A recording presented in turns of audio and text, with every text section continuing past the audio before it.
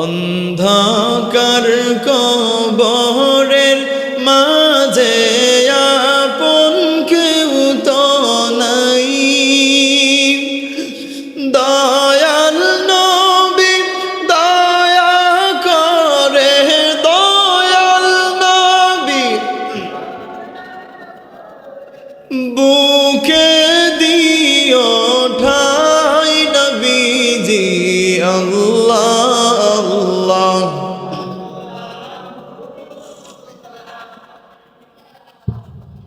ইল্লাহু আল্লাহ আল্লাহ।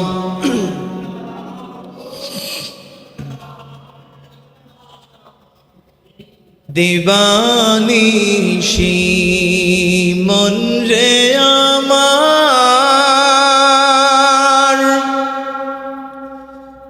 আর দিও না যন্ত্রণা,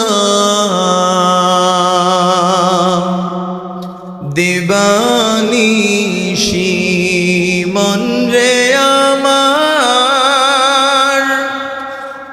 আর দিও না যন্ত্রণা। ধনে যদি হতাম ধনী, যেতাম সোনার মদিনা। আল্লাহুম্মা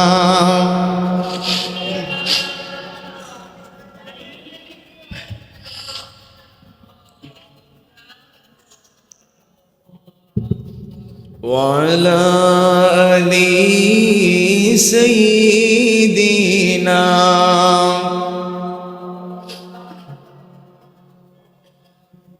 পশু পাখি সবাই চিনে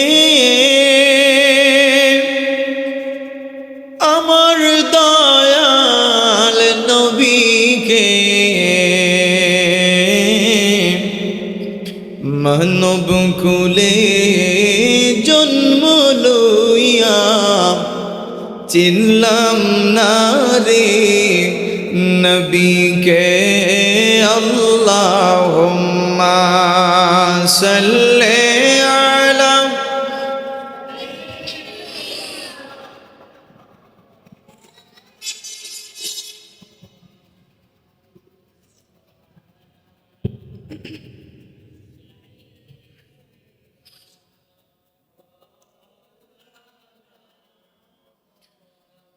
মহব্বতে জোরে সুরে বলুন আল্লাহ আল্লাহ আল্লাহু লা ইলাহা ইল্লাহু আল্লাহ আল্লাহ।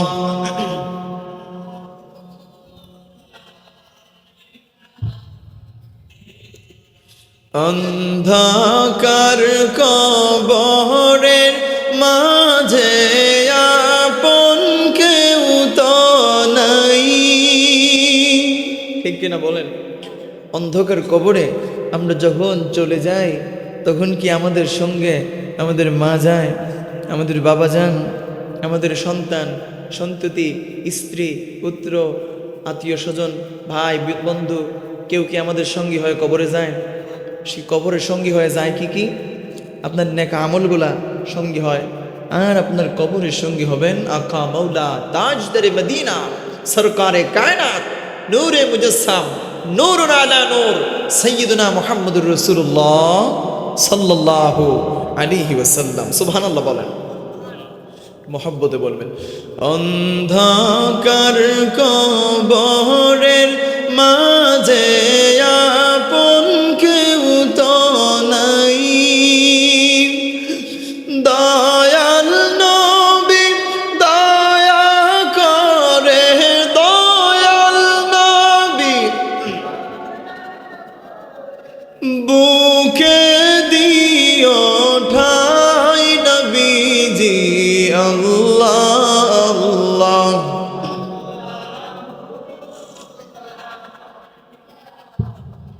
ইল্লাহু আল্লাহ আল্লাহ।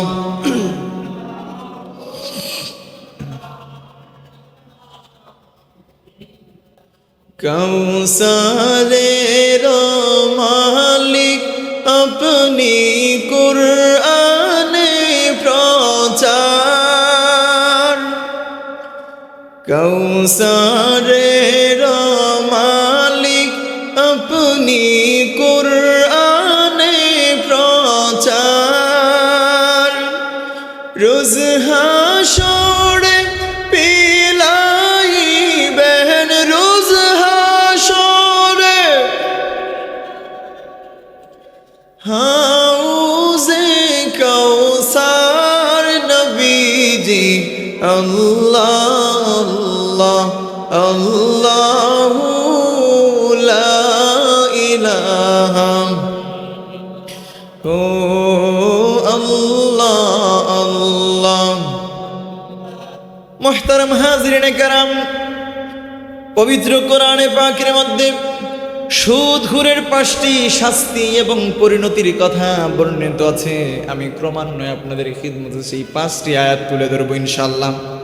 এবার শুনেন, 1 নাম্বার, কিয়ামতের দিন সুদখোর পাগল হয়ে কবর থেকে উঠবে। জোরে বলেন না নাউজুবিল্লাহ। আল্লাহ রাব্বুল আলামিন কোরআনুল কারীমের সূরাতুল বাকারার 275 নম্বর আয়াতে কারিমার মধ্যে ইরশাদ করেছেন, الذين يأكلون الربا لا يقومون إلا كما يقوم الذي يتخبطه الشيطان من المس। জুরবরন আল্লাহু আকবার। আল্লাহ তাআলা বলেন, যারা সুদ খায়, ভালো করে বুঝবেন, আল্লাহ তাআলা বলেন যারা সুদ খায় কিয়ামতের দিন তারা সেই ব্যক্তির মতো উঠবে শয়তান যাকে স্পর্শ করে পাগল বানিয়ে দিয়েছে। জোরে জোরে বলেন না নাউজুবিল্লাহ। এই আয়াতের ব্যাখ্যায় তাফসীর ইবনে কাসিরের 1ম নম্বর খণ্ড 546 নম্বর পৃষ্ঠার মধ্যে এসেছে, ألا يقومون من قبورهم يوم القيامة إلا كما يقوم المصروع حال صرعه وتخبط الشيطان له وذلك أنه يقوم قياما منكرا। জোরে জোরে বলেন আল্লাহু আকবার। তারা কিয়ামতের দিন তাদের কবর থেকে উঠবে না অন্যদের মতো স্বাভাবিক অবস্থায়, স্বাভাবিকভাবে, বরং যেভাবে কোনো পাগল ব্যক্তি অথবা জিনে ধরালু যেভাবে তার খেসুনি উঠে, এই খেসুনি উঠার সময় যেইভাবে একটা অবস্থা করে, ঠিক ওইভাবে ওই লোকগুলা বিকৃত চেহারা নিয়ে ভারসাম্যহীন অবস্থায় উঠবে। জোরে বলেন না নাউজুবিল্লাহ। এবার আসেন, ইবনে আব্বাস রাদিয়াল্লাহু তাআলা আনহু বলেন, সুদখোরকে কিয়ামতের দিন এমন অবস্থায় ওঠানো হবে যেন সে উন্মাদ ব্যক্তির মতো হবে। শুধু তাই নয়, নিজেকে নিজে শ্বাসরুদ্ধ করে, অর্থাৎ নিজে নিজেকে ফাঁসি লাগিয়ে উঠবে। জোরে বলেন না নাউজুবিল্লাহ। এবার আসেন কোরআনুল কারীমে সুদের শাস্তি সম্পর্কে 2 নম্বর যে রেফারেন্স, সেই 2 নম্বর রেফারেন্সের মধ্যে বলা হয়েছে সুদ সমস্ত বরকত সমূহকে নষ্ট করে দেয়, ধ্বংস করে দেয়। জোরে বলেন না নাউজুবিল্লাহ। আল্লাহ রাব্বুল আলামিন কোরআনুল কারীমের সূরাতুল বাকারার 276 নম্বর আয়াতে কারিমার মধ্যে ইরশাদ করেছেন, ইয়ামহাকুল্লাহুর রিবা ওয়া ইউরবিস সাদাকাত। জোরে বলেন আল্লাহু আকবার। আল্লাহ পাক সুদকে নিশ্চিহ্ন করে দেন, অর্থাৎ সুদখোরের বরকত কল্যাণ দূর করে দেন এবং দান সাদাকাকে রব্বুল আলামিন বর্ধিত করে দেন, বুলন্দিত করে দেন। জোরে জোরে বলেন না সুবহানাল্লাহ। আজকাল আমাদের সমাজের মানুষগুলো দান খয়রাত করতে চায় না। জিজ্ঞেস করবেন কেন হুজুর? দান খয়রাত করতে চায় না এই কারণে যে দান খয়রাত করলে তোমার সম্পদ কমে যাবে। নাউজুবিল্লাহ বলেন। এই যে মাহফিল কমিটির ভাইয়েরা যারা আছে এখানে, তিনারা কত কষ্ট করে মাহফিলের অ্যারেঞ্জ করেছেন, তিনাদেরকে একটু জিজ্ঞেস করবেন, একটু নীরবে নিয়ে জিজ্ঞেস করবেন, ভাই মাহফিলের আয়োজন করতে কেমন কষ্ট হয়েছে। 200 টাকার জন্য একজন লোক দিনে 3 বার বাড়িতে আনায়ান নেওয়ায়, সকালবেলা যখন মাহফিল কমিটির লোকেরা যায়, ও ভাই মাহফিল সাজাবো, জান্নাতের বাগান সাজাবো, কিছু দান খয়রাত করেন, বলে বিকালে এসো। আবার যখন বিকালে যায় বলে আগামীকালে এসো, আগামীকাল যাওয়ার পরে বলে বিকালে এসো, রাত্রিবেলা এসো, এখন তো ভাঙতি নাই। নাউজুবিল্লাহ বলেন। এইভাবে হাঁটায় কিনা ভাই বলেন? আমার ভাইয়েরা, মানুষ দান খয়রাত একেবারে ছেড়ে দিয়েছে, দান খয়রাত করতে চায় না।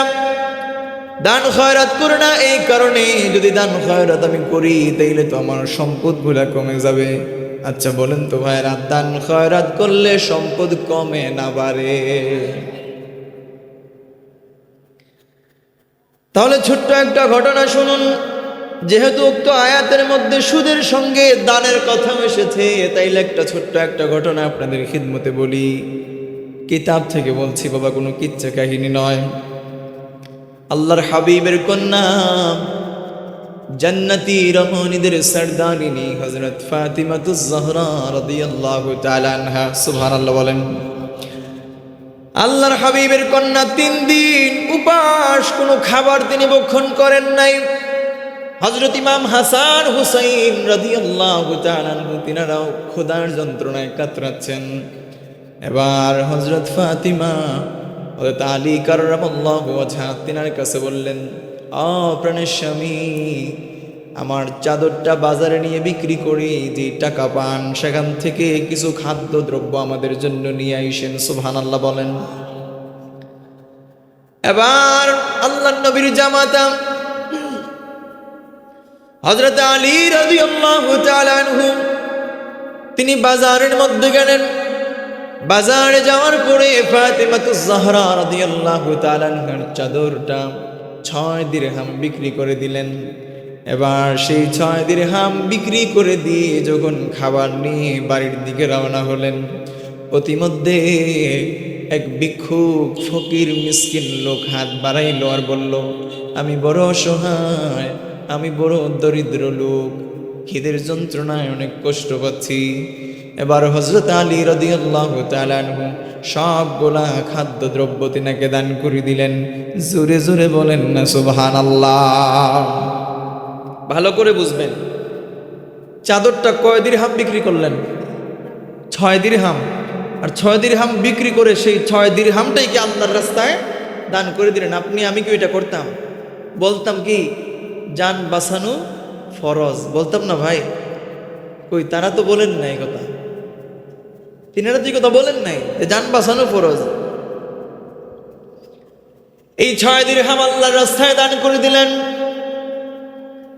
আল্লাহর রাস্তায় দান করে দিয়ে যখন বাড়ির উদ্দেশ্যে রওনা হচ্ছেন, পথিমধ্যে একজন লোক, আগন্তুক লোক একটা উট নিয়ে আসলো।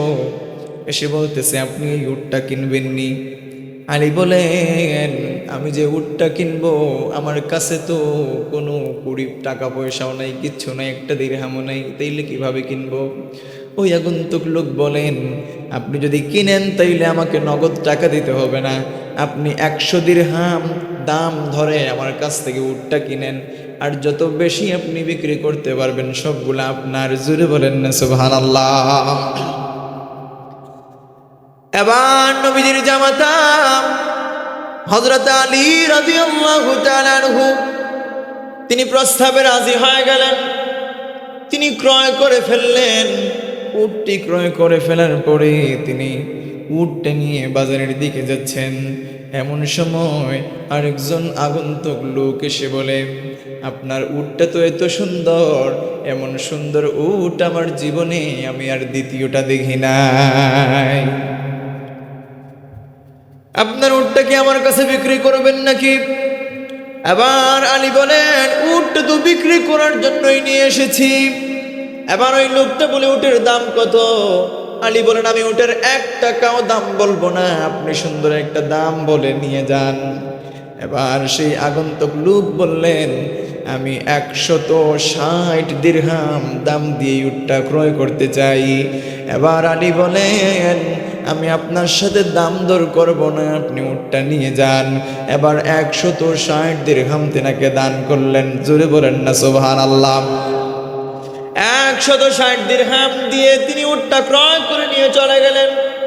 এবার আলী রাদিয়াল্লাহু তাআলা আনহু তিনি যখন বাড়ির দিকে রওনা হলেন, যেই লোকটার কাছ থেকে উটটা ক্রয় করেছিলেন ওই লোকটাকে পথের মধ্যে পেয়ে তার 100 দিরহাম তার কাছে পৌঁছায়া দিলেন। বাকি 60 দিরহাম নিয়ে সেখান থেকে কিছু খাদ্যদ্রব্য নিয়ে বাদ বাকি টাকাগুলো নিয়ে আল্লাহর হাবিবের কন্যা হযরত ফাতিমাতুজ জাহরা রাদিয়াল্লাহু তাআলা আনহার কাছ পর্যন্ত পৌঁছায়া গেলেন। জোরে বলেন না সুবহানাল্লাহ। এবার যখন রাদিয়াল্লাহু তাআলা আনহু আল্লাহর হাবিবের কন্যার কাছে গেলেন, যাওয়ার পর তিনি রাগান্বিত হয়ে গেলেন। তিনি বলেন, রে আলী, প্রাণের স্বামী, আপনাকে একটা চাদর দিয়ে পাঠালাম, এই চাদরটা আপনি এত সামান্য পয়সা বিক্রি করলেন, কিন্তু এতগুলা টাকা যে আপনি নিয়ে আসলেন, এগুলা কিসের টাকা? আমাদের বর্তমান সমাজের মহিষী নারীরা, একটা নারীও এমনভাবে প্রশ্ন করতো না স্বামীকে, ও স্বামী, তুমি যে এতগুলা টাকা ঘরের মধ্যে নিয়ে আসছো, এই টাকাটা হালাল নাকি হারাম, ঠিক কিনা বলেন? আমাদের বর্তমান সমাজের মহিষী নারীরা যা পায় আরো চায়, আছে না নাই? যত আপনি তাদেরকে দিবেন ততই লাভ, যত দিবেন ততই খুশি। দিতে পারবেন না, স্বামীর সাথে সম্পর্কের মধ্যে একটা ফাটল ধরে যায়, আছে না নাই? ও ভাই, কথা বলছেন না, জোরে বলেন, আছে না নাই? এবার শুনেন ভাইরা, হযরত ফাতিমাতুজ জাহরা রাদিয়াল্লাহু তাআলা আনহা বলেন, প্রাণের স্বামী, এই এতগুলা টাকা আপনি নিয়ে আসলেন, ওই টাকাটা আপনি কোথায় পেলেন? তিনি বলেন, রে ফাতিমা, তুমি চিন্তা কইরো না, তুমি রাগান্বিত হয় না, এখানে একটা টাকাও হারাম নয়। জোরে বলেন না সুবহানাল্লাহ। এবার যখন ফাতিমাতুজ জাহরা রাদিয়াল্লাহু তাআলা আনহা রাতের খাবার শেষ করলেন, রাতের খাবার শেষ করার পরে তিনি যখন ঘুমানোর জন্য বিছানায় গেলেন, বিছানায় যাওয়ার পরে তিনি অঝোর দ্বারায় কান্না করতেছেন, এমনভাবে কান্না করতেছেন, জুরে জুরে কান্নার আওয়াজ হচ্ছে। হযরত আলী রাদিয়াল্লাহু তাআলা আনহু তিনি বুঝতে পারলেন ফাতিমাতুজ জাহরা কান্দায় ভেঙে পড়ছে। এবার ডাক দেন, রে ফাতিমা, তুমি কান্দো কেন? এবার ফাতিমাতুজ জাহরা বলেন, ও প্রাণের স্বামী, আমরা সবাই তো পেট ভরে খানা খেলাম, কিন্তু জানি না দু জাহানের বাদশা, নবী কুল সম্রাট, নবীদের নবী, ইমামুল আম্বিয়া, আমার বাবা জান, জানি না, না জানি খোদার যন্ত্রণায় আল্লাহর হাবিব কাতরাচ্ছেন। সুবহানাল্লাহ বলেন। ও ভাইরা, আল্লাহর হাবিব দোনো জাহানের বাদশাহ, তিনি যদি চাইতেন বাদশাহীর বেশে এই দুনিয়ার জিন্দেগি পালন করে যেতে পারতেন কিনা, কিন্তু বাদশাহীর জিন্দেগি তিনি চান নাই, দরিদ্র জিন্দেগি কাটিয়ে গেছেন আল্লাহর হাবিব। সুবহানাল্লাহ বলেন। ভাইরা শুনেন, এবার আলী বলেন, রে ফাতিমা, তুমি কান্দো না, আর কান্না কইরো না, দু জাহানের বাদশার কন্যা কান্না করে, এটা আমি আলী বরদাস্ত করতে পারি না, সহ্য করতে পারি না। থামো থামো, আর কান্না কইরো না, আমরা আগামীকাল ভোরেই আমরা আল্লাহর হাবিবের খিদমতে যাব। এবার যখন ভোরবেলা আল্লাহর হাবিবের খিদমতে রওনা হলেন, এবার আল্লাহর হাবিব রাস্তায় দাঁড়িয়ে দাঁড়িয়ে আলী রাদিয়াল্লাহু তাআলা আনহু সহ হযরত ফাতিমাতুজ জাহরা, ইমাম হাসান হুসাইন রাদিয়াল্লাহু তাআলা তাদের দিকে তাকান, আর আল্লাহর হাবিব মুস্কি মুস্কি হাসি দেন। জোরে বলেন না সুবহানাল্লাহ। আমাদের ভাইরা, আমাদের বোনেরা তো হাসি দেয়, অট্ট হাসি, কাহ কাহ কাহ বলে, ঠিক কিনা বলেন? কিন্তু আল্লাহর হাবিব তিনি কিভাবে আসতেন? মুস্কি হাসি দিতেন। আরবিতে বলে তাবাসসুম, তাবাসসুম হাসি দিতেন আল্লাহর হাবিব। আর মুস্কি হাসি দেওয়াও কি সুন্নাত। সুবহানাল্লাহ বলেন। আল্লাহর হাবিব তাদেরকে দেখেন আর মুস্কায় হাসেন। এবার আলী বলেন, রে ফাতেমা, মনে হয় আল্লাহর হাবিব গতকালের ঘটনা সম্পর্কে জেনে গেছেন। এবার আল্লাহর হাবিব জিজ্ঞেস করলেন, রে আলী, কালকে যে উট বিক্রি করলা কত দিরহাম বিক্রি করলা? জোরে কন্যা সুবহানাল্লাহ। আল্লাহর হাবিবের কাছে আলী রাদিয়াল্লাহু তাআলা আনহু খবরটা পৌঁছাতে হয় নাই, তিনি জেনে ফেলছেন। সুবহানাল্লাহ বলেন। এবার বলেন, রে আলী, উটটা যে বিক্রি করলা কত দিরহাম বিক্রি করছো? আলী বলেন, হুজুর 160 দিরহাম বিক্রি করছি। আল্লাহর হাবিব জিজ্ঞেস করেন, রে আলী, কার কাছে উট বিক্রি করছো জানোনি? আলী বলেন, ইয়া রাসূলুল্লাহ, ইয়া হাবিবাল্লাহ, যার কাছে উট বিক্রি করেছি সেই লোকটা দেখতে মনে হইছে গ্রাম্য কোনো আরব লোক হবে। ইয়া রাসূলুল্লাহ, ইয়া হাবিবাল্লাহ, ওই লোকটার পরিচয় সম্পর্কে আমি পুরোপুরি জানি না। এবার আল্লাহর হাবিব মুহাম্মদুর রাসূলুল্লাহ সাল্লাল্লাহু আলাইহি ওয়াসাল্লাম বলেন, রে আলী, তুমি যার কাছে উট বিক্রি করছো তিনি আর কেউ নন, তিনি হচ্ছেন হযরত জিবরিল আমিন আলাইহিস সালাতু ওয়াস সালাম। এবার আল্লাহর হাবিব ডাক দিয়ে বলেন, রে আলী,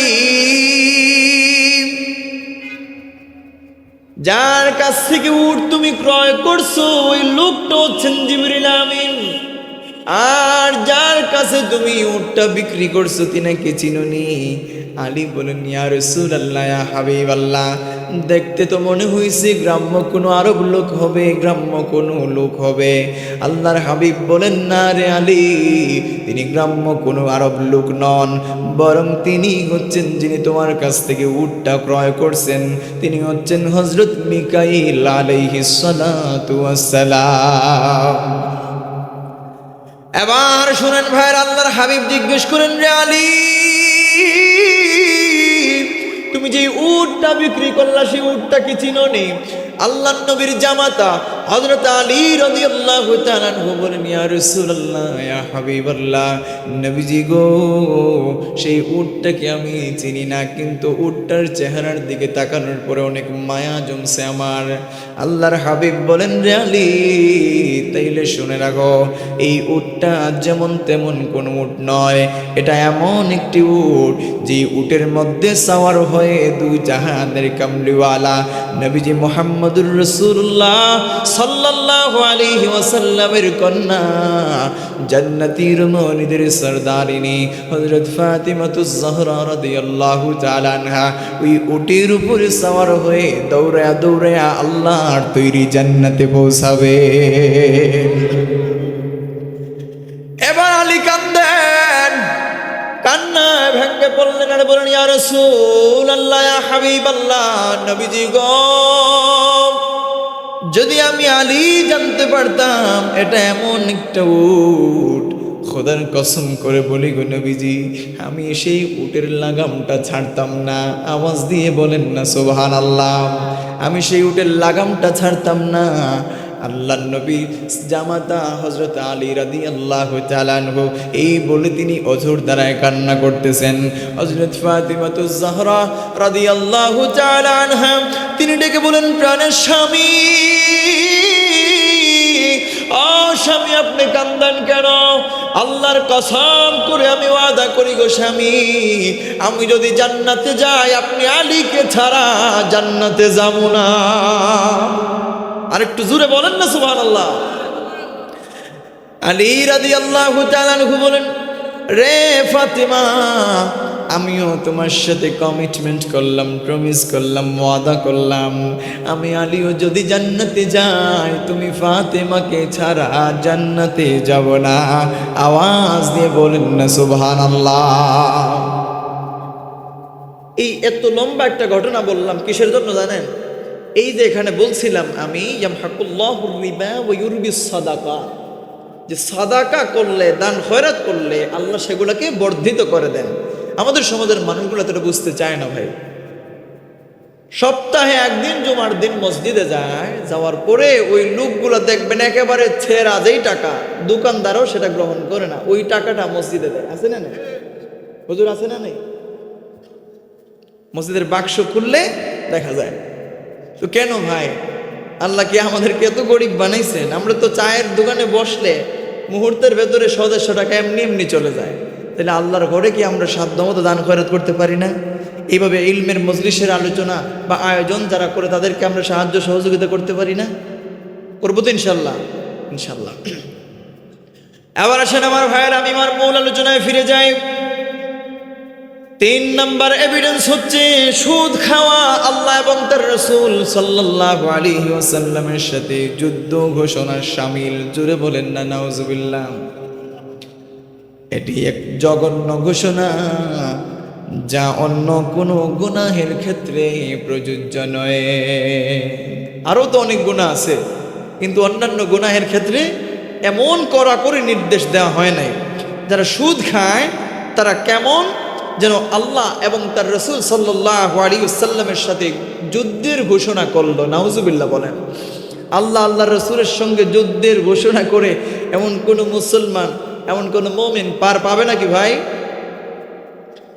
আল্লাহ রাব্বুল আলামিন কোরআনুল কারীমের সূরাতুল বাকারার 279 নম্বর আয়াতে কারিমার মধ্যে ইরশাদ করেছেন, ফাইল্লাম তাফআলু ফাআযানু বিহারবিম মিনাল্লাহি ওয়া রাসূলিহি।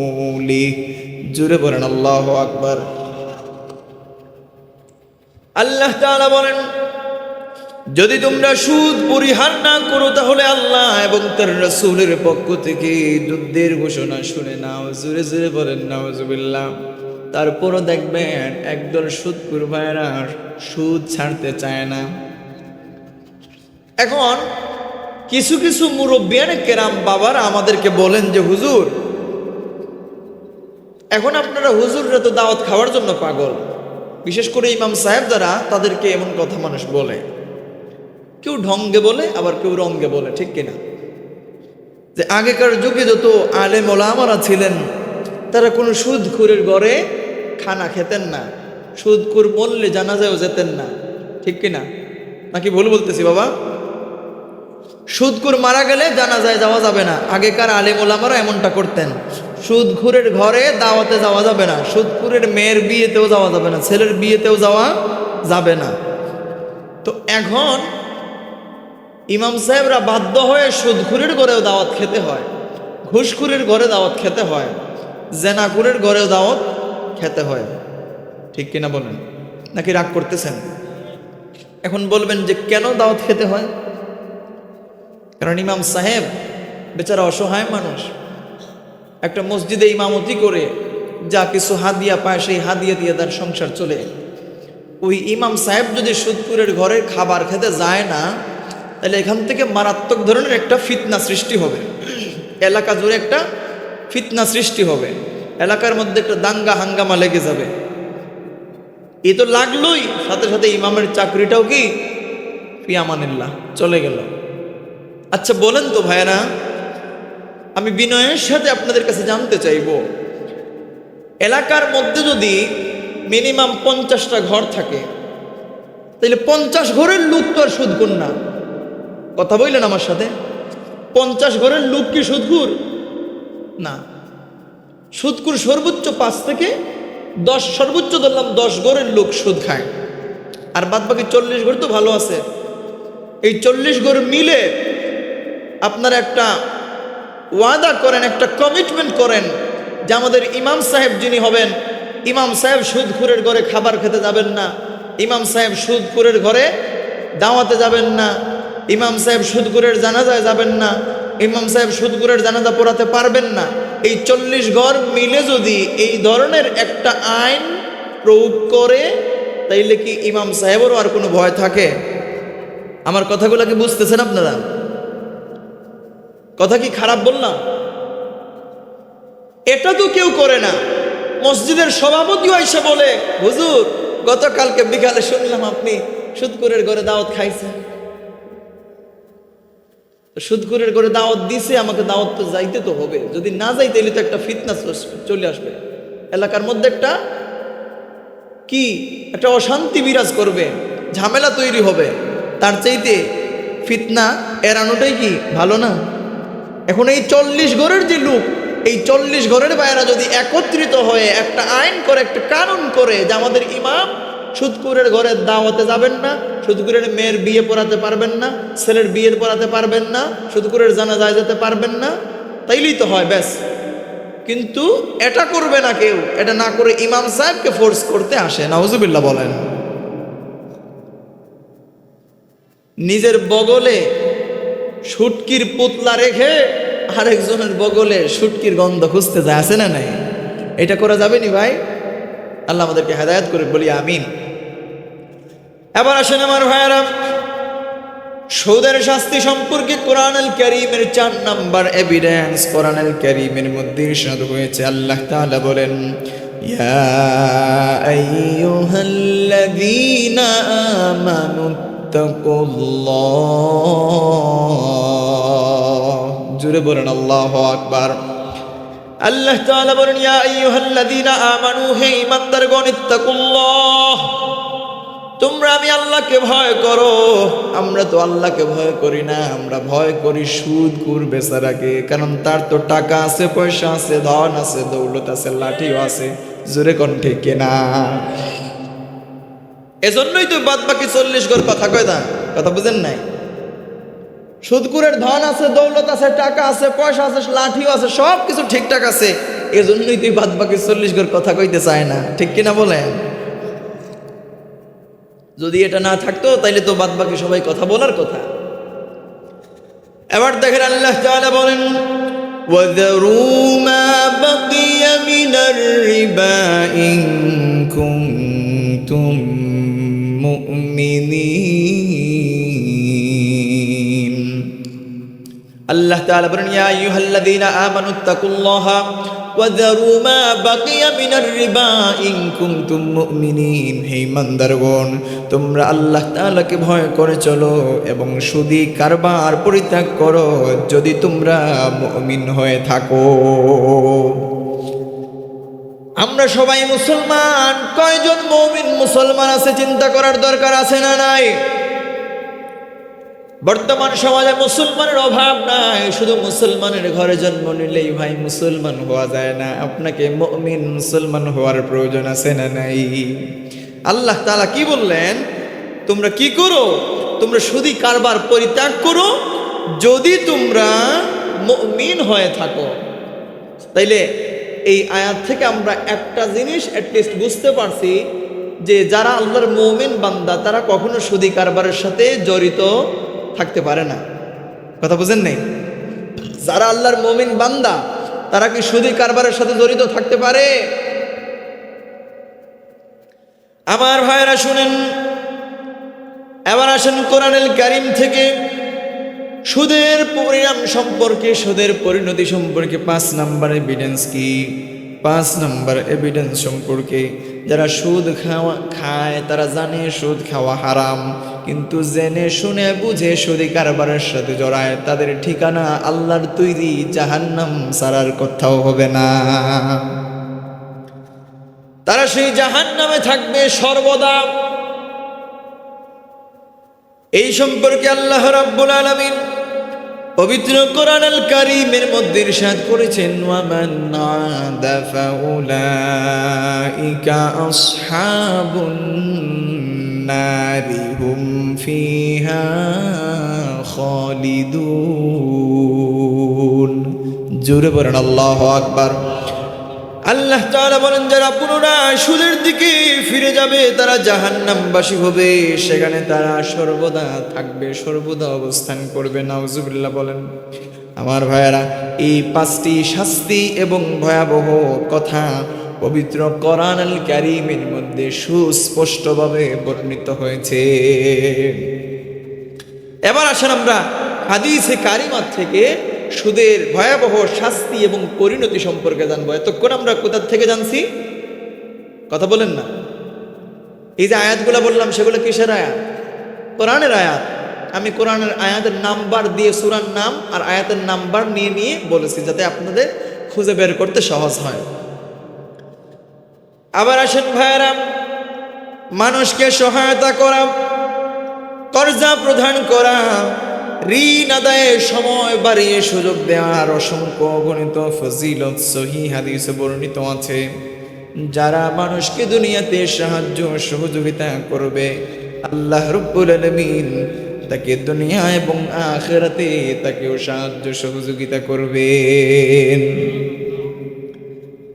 পক্ষান্তরে যারা মানুষকে সহায়তার পরিবর্তে সুদী লেনদেনের সাথে অ্যাডজাস্ট করে নেবে, মানুষের কষ্ট বাড়িয়ে দিবে, তাদের সম্পর্কে হাদিসে পাকের মধ্যে খুবই কঠোর বর্ণনা এসেছে।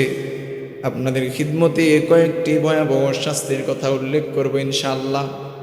আমার ভাইয়ারা, যারা সুদ খায়, যারা সুদ দেয়, যারা সুদ নেয়, শুধু তাই না, যারা সুদের কারবারের সাথে জড়িত আছে, যেমন সাক্ষীও তো লাগে, সাক্ষী আছে, আবার যিনি লেখালেখি করবেন তিনিও আছেন, সবাই সমান অপরাধী হয়ে যাবে। জোরে বলেন নাউজুবিল্লাহ।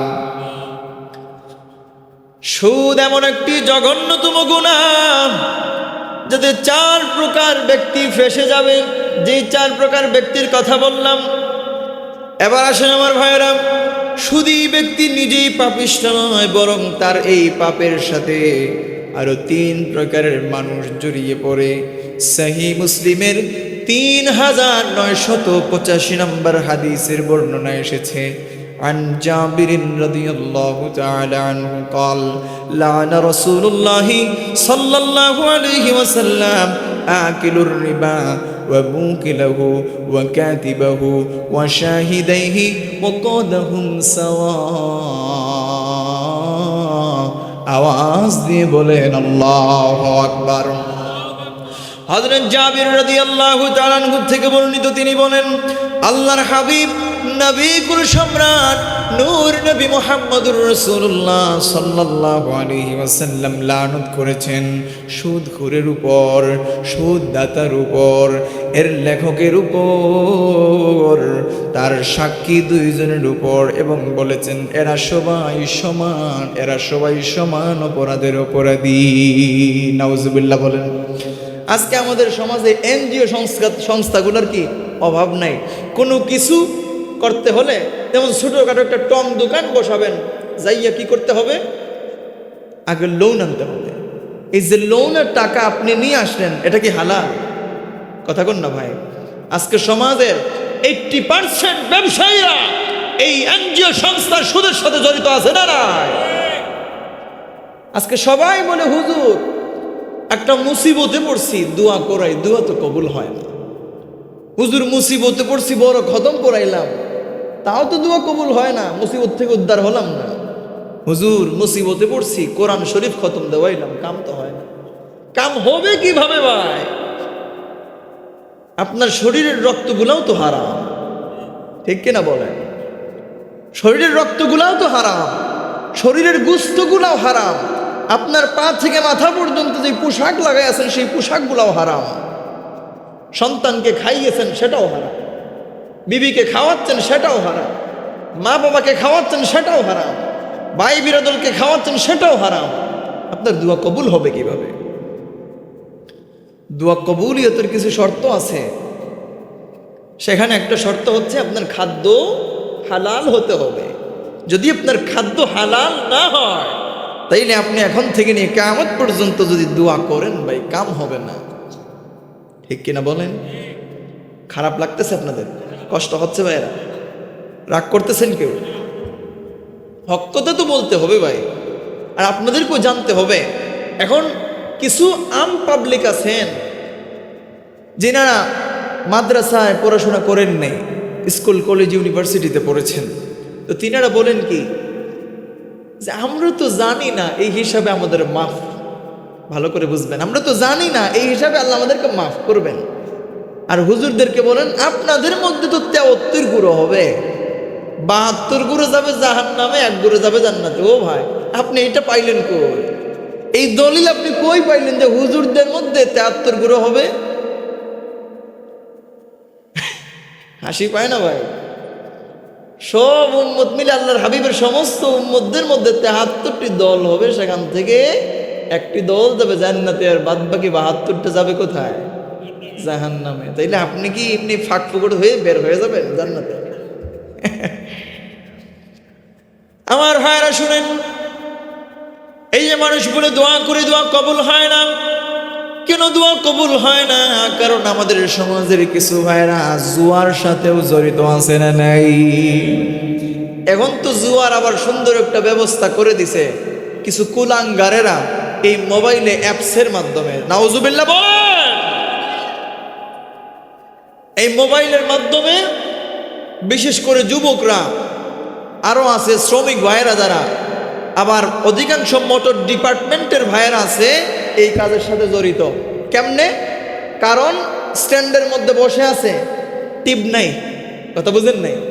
স্ট্যান্ডে বসে আছে, টিপ নাই, এবার কি ওই কাট্টুশালীর বাপ আসো, তিনি আসলেন, চলো একদিন খেলে আসি, ওই তো খেলা শুরু হয়ে গেল। নাউজুবিল্লাহ বলেন। এই জুয়ার সাথে জড়িত হয়ে বর্তমান ইয়ং জেনারেশনের 100%-এর মধ্যে মোটামুটি 50% ইয়ং জেনারেশন যুবক পোলাপানদেরকে এই ক্যাসিনো একেবারে ঘেরাও করে নিছে। কথা বলেন ঠিক কিনা? তাহলে এটা যদি আমরা তাদেরকেই শুধু দোষারোপ করি তাইলে চলবে না, আমাদের গার্ডিয়ানদের তো দোষ আছে না নেই? কারণ আমরা তো আমাদের বাচ্চাদের খবর রাখি না। বাচ্চাকে ফোন দিছি, মোবাইল কিনে দিছি, বাচ্চা বলছে আম্মু আমাকে মোবাইল ফোন কিনে দাও। বাবা আছেন ফ্রান্সে, বাবা আছেন অস্ট্রেলিয়াতে, বাবা আছেন কানাডায়, বাবা আছেন লন্ডনে, বাবা আছেন আমেরিকাতে। সন্তান বলছে বাবা আমার একটা আইফোন 16 Pro Max লাগবে। বাবা কি করলেন? পাঠিয়ে দিলেন।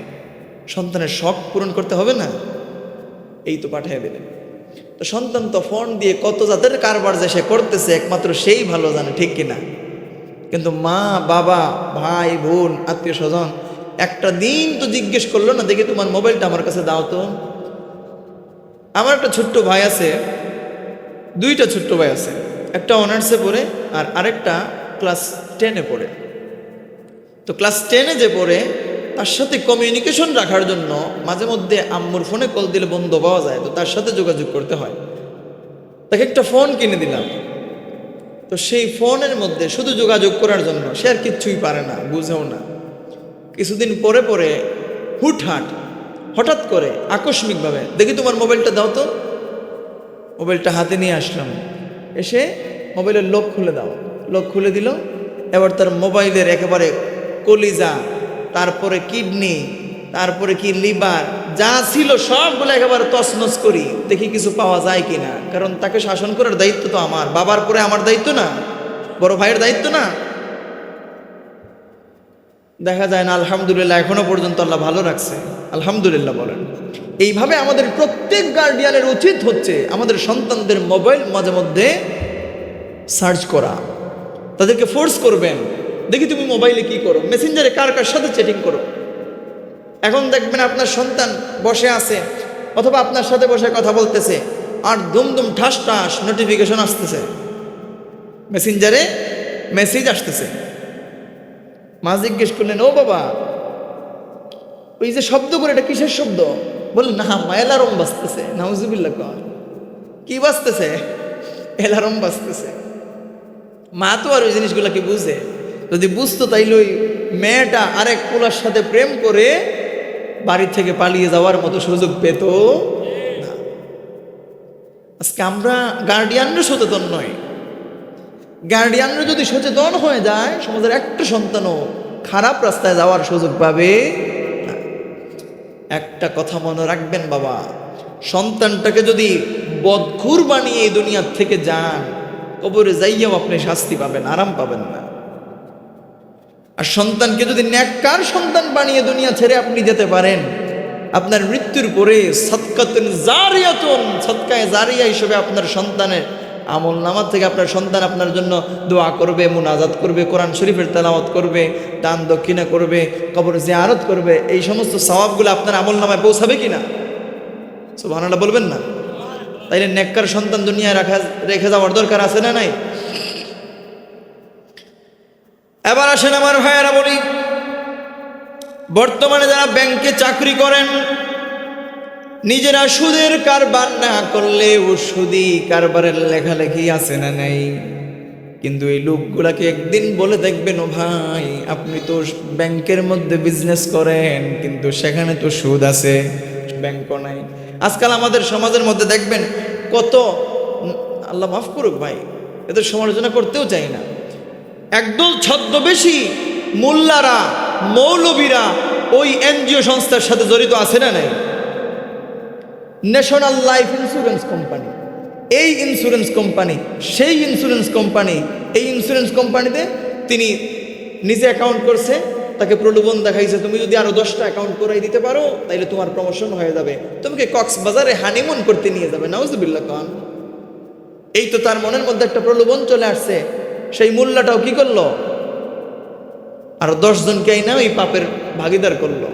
আছে না নাই? আমার নিজের চোখে দেখা এমন অনেক মৌলবী আছে যারা এনজিও সংস্থার সাথে, লাইফ ইন্স্যুরেন্স কোম্পানির সাথে জড়িত আছে। নাউজুবিল্লাহ বলেন। এমন একটা ব্যাংক আপনি হলফ করে দেখাতে পারবেন যে ব্যাংকের মধ্যে সুদ নাই? দেখাতে পারবেন? নাম দেয়া আছে অমুক ইসলামী ব্যাংক। ও ভাই, মদের বোতলের উপরে আপনি যদি লিখে রাখেন বিসমিল্লাহির রহমানির রহিম, মদ কি হালাল হয়ে যাবে? কথা কন না। সবাই বলতেছেন না, মনে হয় হালাল হয়ে যাবে। তাইলে মদের বোতলের উপরে বিসমিল্লাহির রহমানির রহিম লিখে যদি মদটাকে হালাল করা যায় না, এর ওই ব্যাংক আর এনজিও সংস্থাগুলা নামের সাথে ইসলাম শব্দটাকে যোগ করার কারণে আজকাল আমাদের সমাজের কিছু মৌলবীরা, কিছু কুলাঙ্গারেরা সেখানে যাইয়া জড়িত হইয়া বলে এখানে কোনো সুদ নাই। নাউজুবিল্লাহ বলেন। আল্লাহ পাক তাদেরকে কামেল হেদায়েত দান করুক, সবাই পড়ি আমিন। এই ধোঁকাবাজদের ফান্দে পড়বেন না ভাই। নিজের ঈমান আমল যাবে তো যাবেই, জাহান্নামের কীট আপনি হবেন। আল্লাহ আমাদেরকে হেফাজত করে বলি আমিন। ব্যাংকে যদি আপনার টাকা রাখতেই হয় তাইলে সুদ ছাড়া ব্যাংকে টাকা জমা রাখারও সিস্টেম আছে। আছে না নাই? কথা কন না। সুদ ছাড়া আপনি ব্যাংকে অ্যাকাউন্ট যখন করবেন, ক্রিয়েট করবেন, তখন আপনি বলবেন যে আমি ব্যাংকে অ্যাকাউন্ট করতে চাই, তবে একটা পয়সা যেন সুদ আমার অ্যাকাউন্টে না আসে। ভালো করে বুঝবেন কথাগুলা। আমি ব্যাংকে অ্যাকাউন্ট করতে চাই, একটা সেভিংস অ্যাকাউন্ট, কিন্তু সেখানে যেন একটা টাকা, একটা পয়সা যেন সুদ না আসে, এমন কথা বলে অ্যাকাউন্ট করবেন। সেখানে আপনি ধরেন 5,000 টাকা আপনি জমা রাখছেন, আপনার 5,000 টাকা ঠিক জায়গায় থাকবে, সেখান থেকে মাসিক একটা চার্জ আপনার ওই অ্যাকাউন্ট থেকে কেটে নেবে। এটা আপনার জন্য জায়েজ হতে পারে। কিন্তু যদি আপনি মাসে মাসে ইন্টারেস্ট পান, আজকে একদল মানুষ সুদকে ইন্টারেস্ট নামে চালায়া দেয়। নাউজুবিল্লাহ বলেন। কথা বুঝেন নাই ভাই? ঘাড়ের নাম গর্দন আর লাউয়ের নাম কদু। আছে না নাই? ঘাড়ের নাম কি? গর্দান, আর লাউয়ের নাম কদু। যেই লাউ সেই কদু, কিন্তু এটাকে তারা ইন্টারেস্ট বলে, সুদকে ইন্টারেস্ট বলে চালিয়ে দিতে চায়। আছে না নাই? নাউজুবিল্লাহ বলেন। আল্লাহ পাক যেন তাদেরকে কামিল হেদায়েত দান করেন, বলি আমিন। আমার ভাইরা শুনেন, হাদিসে পাকের মধ্যে এসেছে সুদখোর মৃত্যুর পর রক্তের নদীতে হাবুডুবু খেতে থাকবে। আমি বিনয়ের সাথে আপনাদের কাছে জানতে চাই বাবা, এখানে হয়তো এমন অনেক মানুষ আছেন যারা কুরবানির সময়, কুরবানির পশু জবাই করার পরে যে রক্ত প্রবাহিত হয়, সেই রক্ত প্রবাহিত হওয়ার পরে, এই রক্ত দেখার পরেও অনেকের মাথা ঘোরায়। আছে না নাই? আমি নিজেও ভয় পাইতাম ভাই, আমি নিজেও ভয় পাইতাম। এখন আলহামদুলিল্লাহ ঠিক হয়ে গেছে। কিন্তু এই রক্ত আর সেই রক্ত কি সমান? সুদখোরের ক্ষেত্রে হাদিসে পাকের মধ্যে বলা হয়েছে যে সহিহ আল বুখারী হাদিস নাম্বার হচ্ছে 2085 নম্বর হাদিস। সেই 2085 নম্বর হাদিস লম্বা হাদিস, আমি জাস্ট অনুবাদটা আপনাদেরকে বলবো। হযরত সামুরা ইবনে জুনদুব রাদিয়াল্লাহু তাআলা আনহু থেকে বর্ণিত, তিনি বলেন নবী করিম সাল্লাল্লাহু আলাইহি ওয়া আলিহি ওয়াসাল্লাম বলেছেন, আজ রাত্রে আমি স্বপ্নে দেখেছি যে দুই ব্যক্তি আমার নিকট আগমন করে আমাকে এক পবিত্র ভূমিতে নিয়ে গেল। আমরা চলতে চলতে এক রক্তের নদীর কাছে পৌঁছালাম। নদীর মধ্যস্থলে একজন ব্যক্তি, একজন লোক দাঁড়িয়ে আছে এবং আরেকজন ব্যক্তি নদীর তীরের মধ্যে দাঁড়িয়ে আছে। ওই নদীর মধ্যখানে যেই লোক দাঁড়িয়ে আছে, সে যখনই আসতে চায়, তীরের সেই লোকটা তখনই তাকে ধমকায়। নদীর মাঝখানের লোকটি যখন বের হয়ে আসতে চায়, তখন তীরের লোকটি তার মুখের মধ্যে পাথর খণ্ড নিক্ষেপ করে তাকে যথাস্থানে ফিরিয়ে দেয়। এভাবে যতবার সে বেরিয়ে আসতে চায় ততবার তার মুখের মধ্যে পাথরগুলা নিক্ষেপ করে, জোরে কোন নাউজুবিল্লাহ। আর পাথরগুলা নিক্ষেপ করার কারণে তাকে তার স্বস্থানে ফিরিয়ে দিচ্ছে। আল্লাহর হাবিব বলেন, আমি জিজ্ঞেস করলাম এই লোকটাকে, আমাকে জবাব দেয়া হলো যাকে আপনি রক্তের নদীতে দেখছেন সে হলো একজন সুদখোর। জোরে জোরে বলেন না নাউজুবিল্লাহ।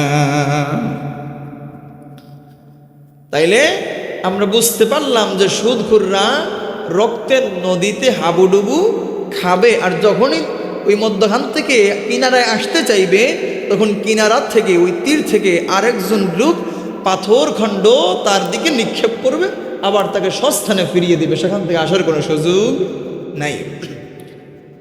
কয়টা আসবেন না,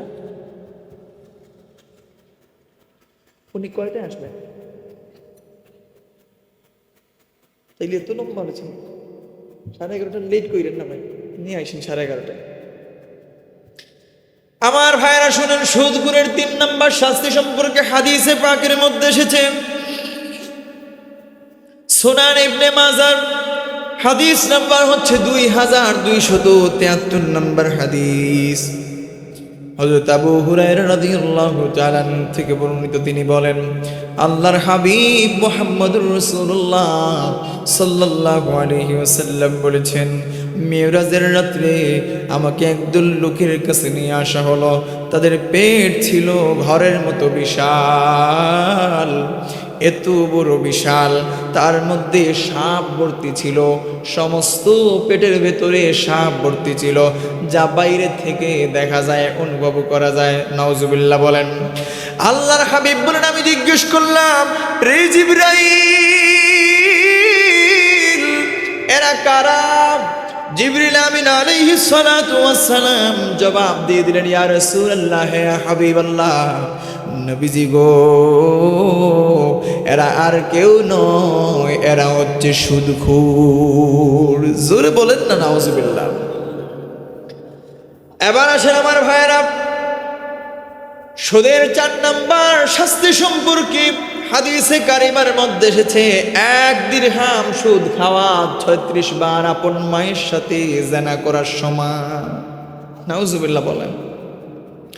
মুসনাদে আহমদের 21997 নম্বর হাদিসে কারিমার মধ্যে এসেছে, আন আব্দুল্লাহ ইবনে হানজালাতা গাসিরিল মালাইকা قال قال رسول الله صلى الله عليه وسلم درهم ربا يأكله الرجل وهو يعلم أشد من 36 زنا। জোরে বলেন না নাউজুবিল্লাহ। হযরত আব্দুল্লাহ ইবনে হানজালা রাদিয়াল্লাহু তাআলা আনহু থেকে বর্ণিত, আল্লাহর হাবিব নবীকুল সম্রাট নূর নবী মুহাম্মদুর রাসূলুল্লাহ সাল্লাল্লাহু আলাইহি ওয়াসাল্লাম বলেছেন, কোন ব্যক্তি জেনে শুনে 1 দিরহাম বা 1 মুদ্রা সুদ গ্রহণ করলে 36 বার জিনা করার চেয়ে কঠিন হবে। জোরে বলেন না নাউজুবিল্লাহ। আমার ভাইরা শুনেন, সুদখোররা যারা সুদ খায় তারা আমাদের থেকে ভালো ওয়াজ জানে। সুদখোরের কাছে যে যদি আপনি ওয়াজ করতে চান, সুদখোর বলবে, আমি আপনার থেকে ভালো ওয়াজ জানি, আমার কাছে ওয়াজ করতে আইসেন না। কিন্তু জেনে শুনে এই যে সুদের কারবার করতেছে, আল্লাহ পাক রব্বুল আলামিন ওই লোকগুলাদেরকে ক্ষমা করবেন না, মাফ করবেন না। জোরে জোরে কথা বলেন ঠিক না? এবার আসেন আমার ভাইয়েরা, সুদের 5 নম্বর শাস্তি, সেই সম্পর্কে সুনান ইবনে মাজার হাদিস নাম্বার হচ্ছে 2274 নম্বর হাদিস। সেই হাদিসের মধ্যে এসেছে, عن أبي هريرة رضي الله تعالى عنه قال قال رسول الله صلى الله عليه وسلم الربا 70 حوبا أيسرها أن ينكح الرجل أمه জোরে বলেন আল্লাহু আকবার। হযরত আবু হুরায়রা রাদিয়াল্লাহু তাআলা আনহু থেকে বর্ণিত, তিনি বলেন আল্লাহর হাবিব মুহাম্মদুর রাসূলুল্লাহ সাল্লাল্লাহু আলাইহি ওয়াসাল্লাম বলেছেন, সুদের গুনাহের ৭০টি স্তর রয়েছে। জোরে জোরে বলেন নাউজুবিল্লাহ। সুদের গুনাহের কয়টি স্তর আছে? কথা কন না ভাই, সুদের গুনাহের কয়টি স্তর আছে? ৭০টি।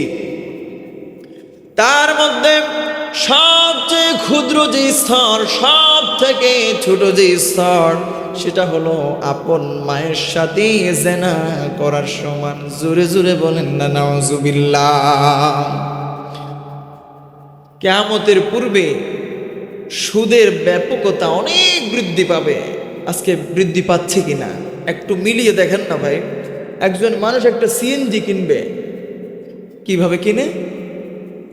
আগে কিনে আসে ওইটা বলে ভাই কিস্তি, আগে কিস্তি নেয়, 5 লক্ষ টাকা কিস্তি নিবে। ওই কিস্তি নিয়ে তারপরে একটা সিএনজি ক্রয় করবে। আচ্ছা বলেন তো, ওই সিএনজি থেকে যতদিন পর্যন্ত ইনকাম আসবে, সেই ইনকামগুলো হালাল হবে না হারাম? জোরে বলেন না, হারাম। এই সুদের টাকা দিয়ে আপনি একটা ব্যবসা প্রতিষ্ঠান গড়ে তুলছেন। দেখেন আল্লাহ পাক রব্বুল আলামিন বলছেন, তিনি ব্যবসাকে করে দিয়েছেন হালাল। ওয়া আহাল্লাল্লাহুল বাইআ ওয়া হাররামার রিবা। তিনি ব্যবসাকে হালাল করে দিয়েছেন আর সুদকে হারাম করে দিয়েছেন। আজকাল একদল মানুষ বলে ব্যবসাটাও তো ঠিক সুদের মতো, নাউজুবিল্লাহ। তাই ব্যবসা করার জন্য তিনি লোন নিয়ে আসলেন, কিস্তি নিয়ে আসলেন। ওই লোন আর কিস্তি নিয়ে আপনি যে বিজনেস শুরু করলেন, এই বিজনেস থেকে যতদিন পর্যন্ত আপনি উপার্জন করবেন, ততদিন পর্যন্ত আপনি হারাম খাবার ভক্ষণ করবেন, ঠিক কিনা বলেন? আর এই ইনকাম থেকে আপনি যত সম্পদ তৈরি করবেন, সব সম্পদগুলো হালাল না হারাম? জোরে বলেন, হালাল না হারাম? এবার আসুন আমার ভাইরা, এখন আপনারা আমাকে জিজ্ঞেস করবেন যে হুজুর, এই যে লোনের কথা বলতেছেন, বর্তমান ব্যবসা প্রতিষ্ঠানগুলো তো লোনই টিকায় রাখছে, অথচ দেখেন কর্জে হাসানা দেওয়া কত সওয়াবের কাজ, আমরা কর্জে হাসানা এখন দেই না। আর একদল মানুষ যে কর্জে হাসানা দিবে, এখানেও সমস্যা আছে ভাই। কারণ কর্জে হাসানা আপনি একজনকে দিলেন, পরে দেখা যায় ওই লোকটার পায়ে হাতে ধরেও টাকাগুলো উদ্ধার করা যায় না, ঠিক কিনা বলেন? তাহলে মানুষ তো পড়ছে কি ফাটা বাঁশের চিপার মধ্যে, না পারে ওই পাশে যাইতে, না পারে ওই পাশে আসতে, ঠিক কিনা বলেন?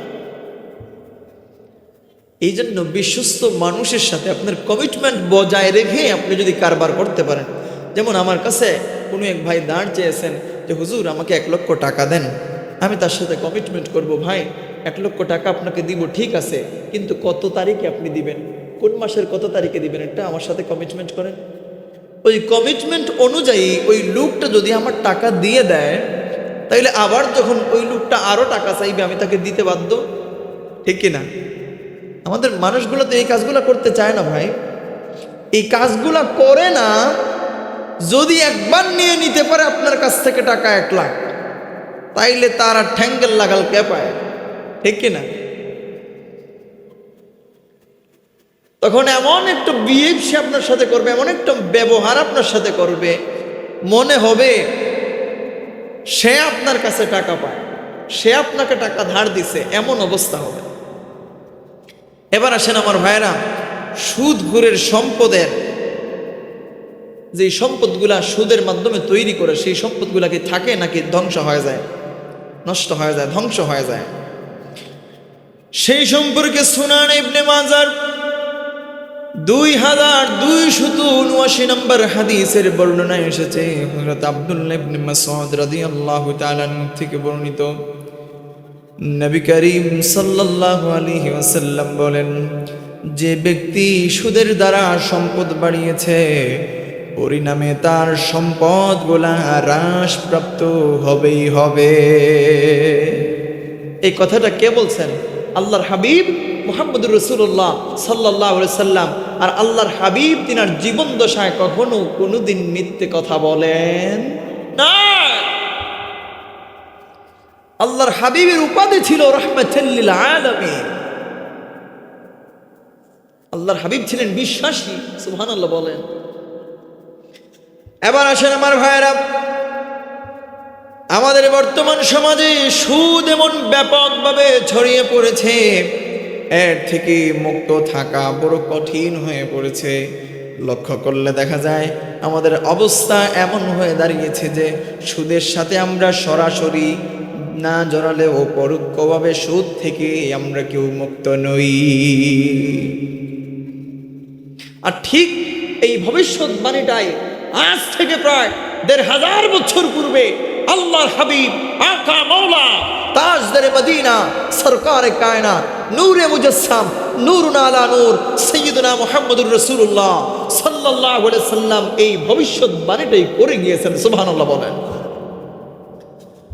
সুনান ইবনে মাজার 2278 নম্বর হাদিসের বর্ণনা এসেছে, হযরত আবু হুরায়রা রাদিয়াল্লাহু তাআলা আনহু থেকে বর্ণিত, তিনি বলেন আল্লাহর হাবিব মুহাম্মদুর রাসূলুল্লাহ সাল্লাল্লাহু আলাইহি ওয়াসাল্লাম বলেছেন, অবশ্যই মানুষ এমন এক যুগের সম্মুখীন হবে যখন তাদের মধ্যে এমন একজনও পাওয়া যাবে না যে সুদখোর নয়। সে সুদ না খেলেও সুদের ধুলোবালি তার গায়ের মধ্যে মলিনতা তৈরি করে, সেই সুদের ধুলোবালি তার শরীরটাকে স্পর্শ করে। কথা বলেন ঠিক কিনা? এই যে একটু আগেই যে কথাগুলো বললাম যে ইমাম সাহেব সুদখোরের ঘরে যায় না দাওয়াত খেতে, এলাকার মধ্যে একটা ঝগড়া সৃষ্টি হলো, এমনকি এলাকা 2 পাটও হয়ে যায় অনেক জায়গায়, আছে না? তাইলে আপনারা কি পারেন না ওই সুদখোরদেরকে ভালো করে শায়েস্তা করে এলাকা ছাড়া করতে? সুদ খাবে বাবা তুই ভালো কথা, যা আমার এলাকার থেকে বেরিয়ে যা। ও ভাই, 40 জন মানুষ যদি এক হয় 10-এর লাঠি একের বুঝা, 10-এর লাঠি একের বুঝা। 40 জন মানুষ যদি এক হয়, এক কথার উপরে এক মতের উপরে যদি অটল থাকে, ইস্তেকামত থাকে, ওই 10 ঘর সুদ খাওয়া যে 10 ঘর আছে, এই 10 ঘর এলাকা ছেড়ে পলায়ন করতে সময় লাগবে না। আজকাল দেখেন না ভাই, মোবাইল কিনতে গেলেও কিস্তি আছে না নাই? কিস্তিতে এখন মোবাইল ফোনও পাওয়া যায়, কিস্তিতে ফ্রিজ পাওয়া যায়, টিভি পাওয়া যায়, কিস্তিতে ওয়াশিং মেশিন পাওয়া যায়, এসি পাওয়া যায়, কিস্তিতে গাড়ি পাওয়া যায়, কিস্তিতে এখন বাড়িও পাওয়া যায়। কথা বুঝেন নাই? কিস্তিতে এখন বাড়িও পাওয়া যায়। এই কিস্তি দিয়ে যে আপনি গাড়ি বাড়ি আর এই দলানটা তৈরি করলেন, এটা তো জাহান্নামের কারখানা আপনি বানাইলেন। কথা বুঝেন নাই? এখানে থেকে আপনি যতই দোয়া করেন বাবা, যতই মুনাজাত করেন আর যতই আল্লাহর বাড়ির মেহমান আপনি 75 বার হয়ে যান না কেন, কোনো কাম হবে নি ভাই। এবার আসেন আরেকটা মাসআলা আপনাদেরকে বলি, যেটা হচ্ছে আপনি হয়তো জানতেন না যে অতিরিক্ত মুনাফা এটা সুদ। যেমন আপনি টাকা রাখছেন ব্যাংকের মধ্যে 5 লক্ষ টাকা, 1 বছর পরে আপনাকে সেই ব্যাংক থেকে 5,20,000 টাকা দেওয়া হয়েছে। একটা উদাহরণ দিচ্ছি, 5 লক্ষ টাকা আপনি ফিক্সড ডিপোজিট করে রাখছেন, সেখান থেকে 1 বছর পরে আপনাকে 20,000 টাকা এক্সট্রা দেওয়া হয়েছে। ভালো করে বুঝবেন কিন্তু, 20,000 টাকা এক্সট্রা দেওয়া হয়েছে। ওই 20,000 টাকা আপনার জন্য হালাল না হারাম? এটা সুদ না ইন্টারেস্ট? কোনটা? সুদ ইন্টারেস্ট সমানই। এই যে 20,000 টাকা, এখন আপনি তো জানতেন না ভাই, এই 20,000 টাকা এখন আপনি কি করবেন? টাকা কি আর ফেলানো যায়? টাকা কি আর কেউ এইভাবে উড়িয়ে উড়িয়ে ফেলবে? না। এই টাকাটা আপনি কি করবেন? এই টাকাটা আপনি সওয়াবের উদ্দেশ্য ছাড়া, ফি সাবিলিল্লাহ, সওয়াবের কোনো উদ্দেশ্য থাকতে পারবে না আপনার মনের মধ্যে। সওয়াবের উদ্দেশ্য ছাড়া ওই টাকাটা যদি আপনি কোনো অসহায় গরিব মিসকিনকে দান করে দেন, আল্লাহ আপনাকে মাফ করবেন, সুবহানাল্লাহ বলেন। এবার আসেন আরেকটা কথা বলি, ওই যে 20,000 টাকা, সেই 20,000 টাকা আপনি যদি কোনো অসহায় গরিব মিসকিনকে দান না করেন, তাইলে কি করবেন? যে কোনো মসজিদ, মাদ্রাসার বাথরুম, টয়লেটের কাজে আপনি সেই টাকাটা ব্যয় করতে পারবেন, সেখানেও আপনি সওয়াবের উদ্দেশ্য রাখতে পারবেন না।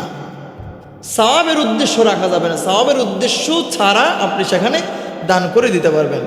আপনাদের কষ্ট হচ্ছে না ভাই? তাইলে এই জিনিসটা বুঝতে পারছেন আপনারা?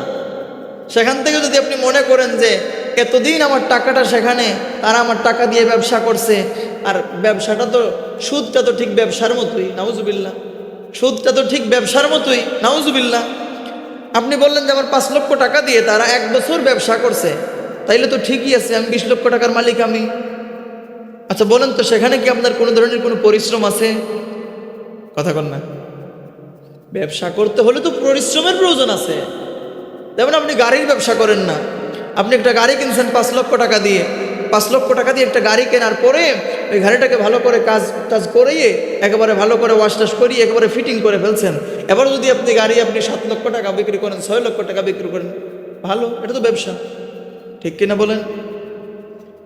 এখানে তো আপনার মেহনত আছে, কষ্ট আছে, পরিশ্রম আছে, সময় ব্যয় হচ্ছে, কিন্তু সেখানে কি আপনি পরিশ্রম করতেছেন? ওই যে ডেস্টিনি নামক একটা কি বের হয়েছিল না আজ থেকে অনেক বছর আগে, এত লোভ আমাদের মানুষের, লোভ সামলাতে না পেরে লক্ষ লক্ষ মানুষ সেখানে যাইয়া অ্যাকাউন্ট করছে।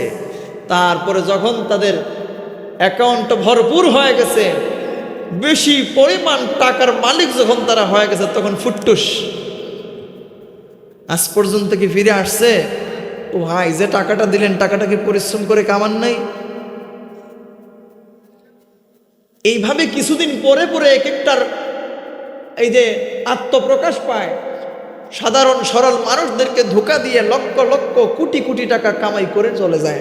ওই যে ক্যাসিনোর কথা বললাম না, জুয়া দ্বারা খেলে, এরা কারা?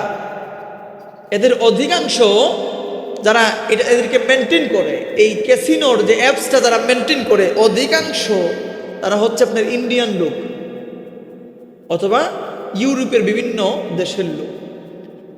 এই টাকাটা কি আপনার দেশে আছে না বাহিরে চলে গেছে? আমাদের মানুষ তো বুঝতে চায় না ভাই। আল্লাহ আমাদেরকে হেফাজত করুক, বলি আমিন। এবার আসেন আমার সম্মানিত ভাইরা, আমার আলোচনা আমি শেষ করে ফেলছি। সুদের ভয়াবহ প্রবাহ। সুদ ধনীকে আরো ধনী করে আর গরিবকে আরো গরিব করে। ধনীকে আরো ধনী যে করে, এই ধনটা কিন্তু থাকে না, লাস্টিং করে না। এমন একটা সময় আসে, এই ধনটা সবগুলো একেবারে রব্বে কারিম ধ্বংস করে দেন, ঠিক কিনা বলেন? সুদ সামাজিক ভারসাম্যকে নষ্ট করে, হিংসা, শোষণ এবং দারিদ্র্যের জন্ম দেয়, আছে না নাই? পরিবারের মধ্যে রহমত নাই, পরিবারের মধ্যে বরকত নাই, রহমত বরকত সব চলে যায়। ব্যবসার মধ্যে ব্যর্থতা চলে আসে, সমাজের মধ্যে অস্থিরতা বাড়ে, ঠিক কিনা বলেন? অর্থনীতি থেকে রহমত সরে যায়, প্রতারণা, লোভ, লালসা, অবৈধ সম্পদের পাহাড় গড়ার প্রতিযোগিতা, অনাচার, এই জিনিসগুলো বেড়ে যায়, ঠিক কিনা বলেন? সম্মানিত ভাইয়েরা, সার কথা হচ্ছে, সুদ শুধু একটি আর্থিক অপরাধ নয়, বরং এটি একটি আর্থিক, নৈতিক, সামাজিক রূপ, যা পুরো সমাজটাকে ধ্বংস করে দেয়। একজনকে ধ্বংস করে না, পুরো সমাজটাকে ধ্বংস করে দেয়। নাউজুবিল্লাহ বলেন। ভাইয়া নবী ভাই আসছেন? জি, তিনি কি চলে আসছেন?